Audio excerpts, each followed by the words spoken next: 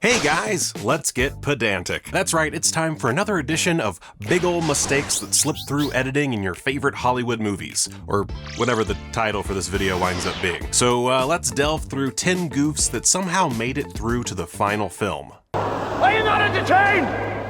Are you not entertained? Now, one of the first things I'd like to talk about is that, man, this is not serious stuff. Even the most highly lauded films of the 21st century contain pretty big mistakes, including continuity and revealing errors. One of the latter can be seen in Ridley Scott's 2000 epic Gladiator, where during the Battle of Carthage sequence in the Colosseum, a chariot flips over. As it crashes, the back of the chariot is exposed, and a modern metal gas canister is clearly visible, hidden inside the supposedly ancient vehicle. For $500 a month, I'll kill whoever you want. I'd happily kill you for free. Then there's the funnier errors left in big Hollywood epics, like in The Last Samurai, aka the movie where Tom Cruise plays a past his prime cowboy who travels to Japan and becomes an insanely proficient samurai. Tale as old as time. As Cruise's character Nathan Algren arrives on horseback during this scene, he dismounts and hands off his horse. The horse, clearly agitated, viciously kicks an extra dressed as a samurai behind it, right in the old berries and veg.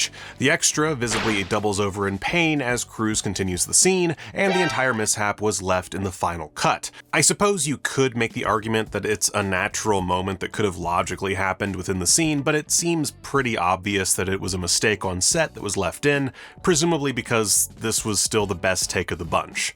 Or the editor just felt really bad for that extra. I don't know. Don't blow it all at once. During the climax of Die Another Day, aka the James Bond movie with a henchman literally named Mr. Kill, there's a pretty glaring continuity error that I just gotta bring up. In one scene, Halle Berry's Jinx has a brutal knife fight with Rosamund Pike's villainous Miranda Frost, which ends with Jinx getting a large bloody gash across her stomach. In the film's final scene, just moments later, Jinx is lying with Bond, as you do, and we see her bare stomach perfectly clean and unwounded. It's obviously just the filmmakers wanting to make the scene nice and sexy as opposed to having the character's final moments be waiting at the hospital with a bag full of diamonds, waiting to see if Jinx got her last tetanus shot or whatever.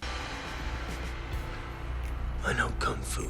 In 1999, we got The Matrix, a film renowned equally for its insane action sequences and its myriad of highly reflective sunglasses. Seriously, these characters love their shades, and every so often, those shades pick up more than they should. Again, this would eventually be a pretty easy fix, but in 1999, it was enough of a pain in the ass that the Goofs were left in. Though the Wachowskis and their crew utilize a lot of camera tricks, clever angles, and even at one point use matte black shades on Morpheus to hide the issue. Even the doorknobs are super reflective, as seen when Neo is going to see the Oracle and he reaches for the highly polished doorknob, and you can see the crew hidden under a black sheet in its reflection. And yeah, it's pretty obvious, but a little whoopsie like that doesn't stop The Matrix from being one of the greatest blockbusters of all time. In fact, this is kind of a stupid entry. Hamburgers, the cornerstone of any nutritious breakfast. Pulp Fiction. Perhaps the most famous error on this list is the case of the mysterious bullet holes behind Jules and Vincent in Pulp Fiction. This is from the famous apartment scene wherein Jules is telling Marvin to shut up. Behind Jules and Vincent, you'll notice a few bullet holes in the wall, but this is before the dude hiding in the bathroom jumps out with his hand cannon and miraculously fails to blow the two dudes away. Are we still doing phrasing? It's a remarkable scene that only has one flaw, and that's those premature bullet holes. Divine intervention, my ass. Why don't we just talk for a little bit, okay? One of the most famous continuity errors ever belongs to 1990's Pretty Woman, starring Julia Roberts as Vivian, a prostitute who winds up falling in love with Richard Gere. Again, tale as old as time. In one scene, Vivian is eating breakfast in the hotel. In one shot, she is happily eating a croissant. The shot cuts away to Richard Gere very briefly, and then immediately back to her, where she's holding a pancake. What's that about? Somebody peed my pants. Avengers Endgame. Another semi-notorious example of humorous continuity errors comes from Avengers Endgame. During the final battle, Ant-Man needs 10 minutes to open the quantum tunnel located in Luis's van, and so he shrinks down to normal size and fools around with that for a bit. We then go back to the battle at large, and just a few seconds later we see Ant-Man in his Giant Man mode using a portal seemingly to decapitate a Leviathan, which, you know, cool, very cool, but still a continuity error which definitely could have been taken care of in the edit. Mrs. Robinson, you're trying to seduce me.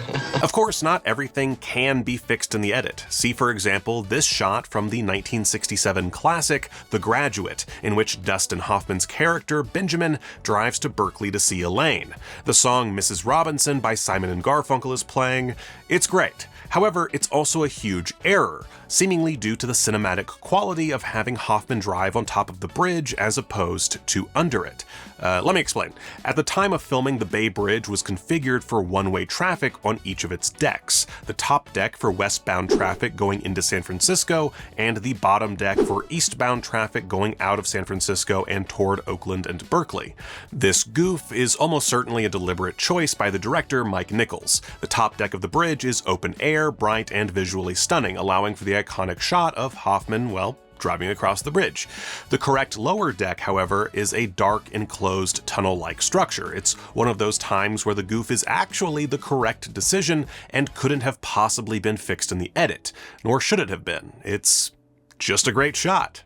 Why don't you have a Nobel Prize? Why aren't you a general? They're making me one for this. Perhaps I'll have the same luck. Oppenheimer. Speaking of great movies with pretty direct errors, here's another one that couldn't have possibly been aided by an editor, unless they undertook an incredibly arduous CGI flag replacement process. The film is Oppenheimer, and of course, with Christopher Nolan at the helm, you're going to get equal parts astounding filmmaking to rival the gods themselves, and well, goofs. Famously, he's pretty forgiving with his whoopsies. Just look at that famous rooftop fight from The Dark Knight Rises, wherein goons just kind of fall over without ever getting hit by Batman or Catwoman.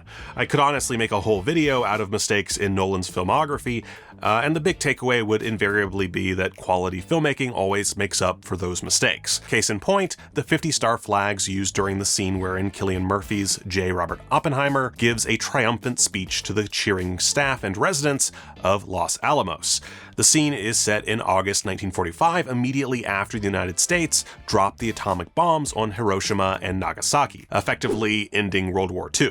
In the crowd, many people are enthusiastically waving little cute American flags, but they're the modern 50-state variant. The problem here is that in 1945, there were only 48 stars to symbolize the 48 United States, with the 49th and 50th states, Alaska and Hawaii, adopted and added to the flag on July 4th, 1960, after becoming states in 1959. Vis-a-vis, the flags we see are from 15 years in the future.